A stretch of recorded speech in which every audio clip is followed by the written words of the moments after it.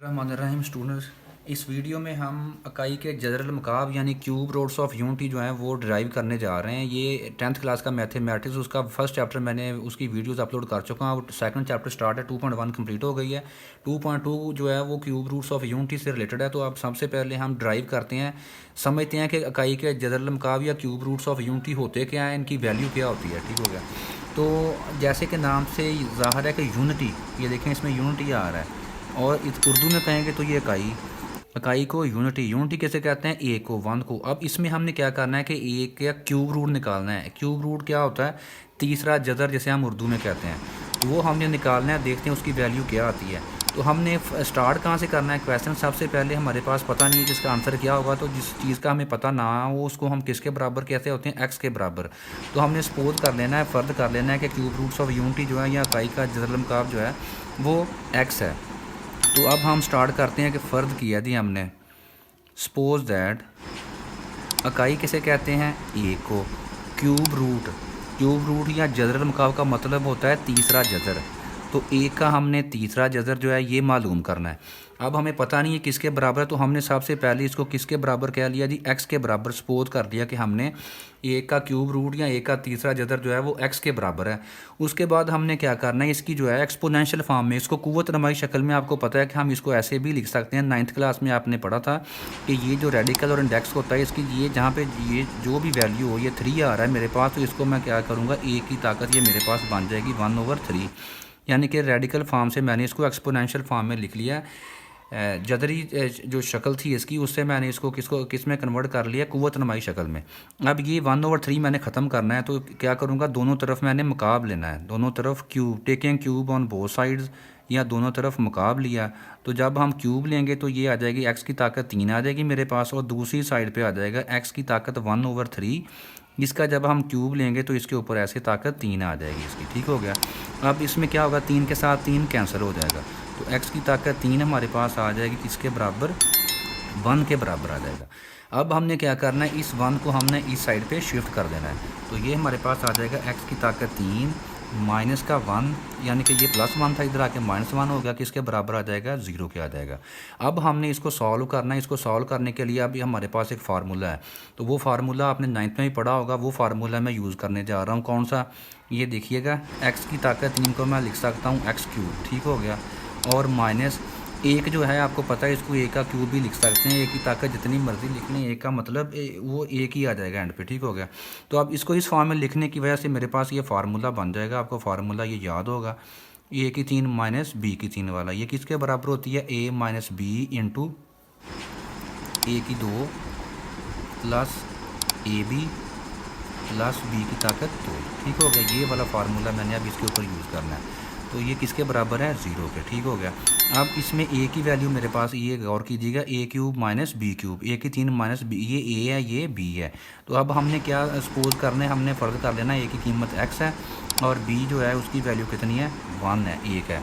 तो इसके ऊपर फार्मूला ए की 3 माइनस बी की 3 अप्लाई करेंगे तो ये बन जाएगा ए माइनस बी इंटू, उसके बाद ब्रैकेट शुरू, ए स्केयर, ए की वैल्यू मेरे पास है एक्स, ये आ जाएगा x square minus a b, a की वैल्यू एक्स है, बी की 1 है, दोनों मल्टीप्लाई होंगे ए बी, तो वो एक्स आ जाएगा हमारे पास।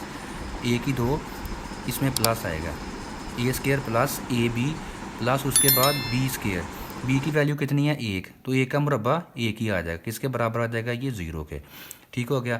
अब ये दो चीज़ें जो हैं, ये दो फैक्टर्स मल्टीप्लाई हो रहे हैं, किसके बराबर आ रहे हैं, 0 के। तो इसका मतलब होगा कि दोनों की वैल्यू या 0 होगी या दोनों में से एक की वैल्यू 0 होगी। दोनों में से एक को 0 कहेंगे कि तो नहीं कह सकते, क्योंकि दूसरी भी 0 हो सकती है। तो इसलिए हम क्या करेंगे, दोनों को बारी बारी हमने 0 के बराबर रख लेना है। तो x माइनस 1 जो है, इसको भी हमने किसके बराबर कह लिया जी, 0 के बराबर।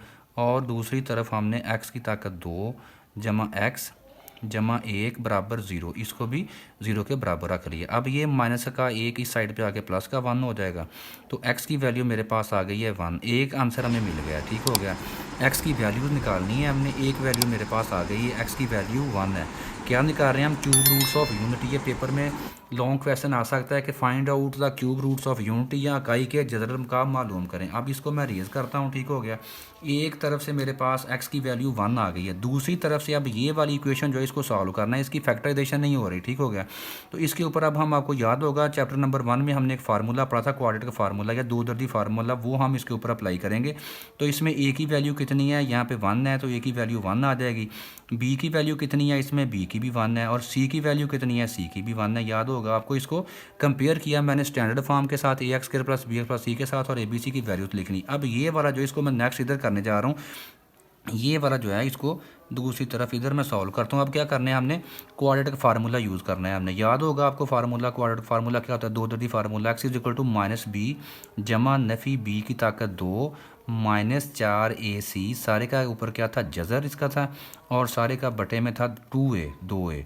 अब हम इसमें वैल्यूज़ पुट करेंगे तो x हमारे पास आ जाएगा -b की वैल्यू कितनी है, ये देखें 1 -1 प्लस माइनस b का स्केयर, b की वैल्यू कितनी है 1, a का स्केयर आ जाएगा -4, उसके बाद a की वैल्यू है 1 और c की वैल्यू भी 1 है, ठीक हो गया। सारे का ऊपर क्या आ जाएगा, जज़र, और बटे में आ जाएगा 2a। 2 × a की वैल्यू कितनी है 1 है। तो x की मेरे पास वैल्यूज़ आ रही हैं इसमें से -1 प्लस माइनस a का स्केयर बन जाएगा 1 -4 एक बार 4 और 4 फिर एक बार 4, 1 -4 इसका जज़र, और बटे में आ जाएगा 2 एक बार 2। अब हम क्या करेंगे, x हमारे पास आ जाएगा -1 प्लस माइनस जमा का 1 और माइनस का 1 कट जाएगा, माइनस का 3 आ जाएगा, इसके ऊपर आ जाएगा जज़र, और बटे में आ जाएगा, जज़र आ जाएगा, बटे में आ जाएगा 2, ठीक हो गया। अब ये x की एक वैल्यू तो हमने ये निकाल ली है। अब x की दो वैल्यूज़ ये वाली हैं, इसमें से x की वैल्यू क्या क्या आ रही है, x = किसके बराबर है, -1 प्लस -3 का जज़र, एक तो ये वैल्यू, और बटे में है 2। इसको मैंने दो हिस्सों में डिवाइड कर दिया, प्लस माइनस में, एक प्लस की में है एक माइनस में। एक में -3 का जज़र जमा होगा, वाओ, दूसरी कॉमे के बाद दूसरी वैल्यू लिख लें, -1 -3 का जज़र, और बटे में आ जाएगा 2, ठीक हो गया। अब हमारे पास टोटल कितनी वैल्यूज़ आई हैं, 3। एक x की वैल्यू 1 आई है, एक ये आई है, और एक ये आई है। अब एंड पे हम आंसर लिखने लगे हैं, पास इकाई के जदरल मुकाब, ठीक हो गया। पास हमारे पास इकाई के जदरल मुकाब क्या आ रहे हैं जी, इकाई के जदरल मुकाब या पास क्यूब रूट्स ऑफ यूनिटी जो हमारे पास आ रहे हैं वो 3 आ रहे हैं। कौन कौन से, एक आया था पहले 1, ठीक हो गया 1, उसके बाद आया था -1 प्लस -3 √-3 का जज़र बटा 2, और वाओ, इसके बाद आया तीसरा -1 -3 का जज़र, और बटे में आ जाएगा 2, ठीक हो गया। अब हमने थोड़ी सी चेंज करनी है, वो चेंज हमने क्या करनी है, गौर कीजिएगा। आपको पता है 9th में आपने पढ़ा था कि ये जो होता है -3 का जो अंडर रूट है, -3 का जदर, इसको मैंने ऐसे लिख सकता हूँ मैं, -1 अलहदा कर दिया, -1 सेपरेट कर दिया, -1 ज़रब 3 करके ऐसे 3 एक बार, फिर -3 बन जाएगा। अब जदर की प्रॉपर्टी होती है कि उसके नीचे अगर दो अदद जो है वो ज़रब खा रहे हो, मल्टीप्लाई हो रहे हो, तो पहली का जदर अलहदा कर देते होते हैं और दूसरी का जदर हम अलहदा कर देते होते हैं। तो अब आपने 9th में पढ़ा होगा कि -1 का जो जदर होता है इसका क्या नाम होता है, अयोटा।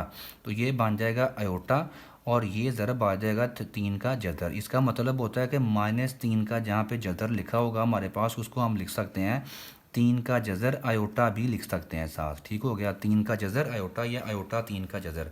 तो इसका मतलब है कि ये वाली जो वैल्यूज़ हैं, -3 का जज़र और -3 का जज़र, इसको हम रिप्लेस कर सकते हैं किसके साथ, अयोटा 3 का जज़र। तो पास इसको हम ऐसे भी लिख सकते हैं कि हमारे पास इकाई के जदरल मुकाब जो हैं उनकी अयोटे वाली फॉर्म में भी लिख सकते हैं। इकाई के जदरल मुकाब जो हैं, ये वाला हमने इसको शो करवाया मैंने आपको समझाने के लिए। इकाई के जदरल मुकाब ये बन जाएगा 1, वाओ, -1 प्लस -3 को मैंने ख़त्म करना है। अब उसकी जगह पे मैंने रखना है अयोटा 3 का जज़र, अयोटा 3 का जज़र, एक ये आ जाएगा बटा 2, और एक में यहाँ पे माइनस आएगी, -1 माइनस अयोटा 3 का जज़र बटा 2, ऐसे भी लिख सकते हैं इसको, ठीक हो गया। क्या किया है मैंने, -3 का जज़र जो था मैंने आपको बताया कि -3 के जज़र को हम सिंप्लीफाई ऐसे कर सकते हैं, -1 ज़रब 3, -1 का जज़र अलहदा कर दिया, 3 का जज़र अलहदा कर दिया। -1 का जज़र जो होता है इसको अयोटा कहते होते हैं, इमेजिनरी नंबर होता है ये, आयोटा, उसके बाद 3 का जज़र, तो ये -3 का जज़र बन जाएगा आयोटा 3 का जज़र। अब मेरे पास फार्मूले में जहाँ पे -3 का जज़र था, ये वाला जो फैक्टर था, इसको मैंने रिप्लेस कर दिया है किसके साथ, 3 का जज़र आयोटा के साथ। आयोटा के ऊपर जज़र नहीं आना, ठीक होगा, जज़र सिर्फ 3 के ऊपर आएगा। तो इसका हल ये होता है कि आयोटा पहले लिख सकते हैं। इसको मैंने लिख दिया आयोटा 3 का जज़र, ऐसे आयोटा पहले लिख लिया, उसके बाद 3 का जज़र, ऐसे। तो ये इसकी वैल्यू पुट की तो 1, दूसरा आ गया -1 प्लस आयोटा 3 का जज़र बटा 2 और -1 माइनस आयोटा 3 का जज़र बटा 2।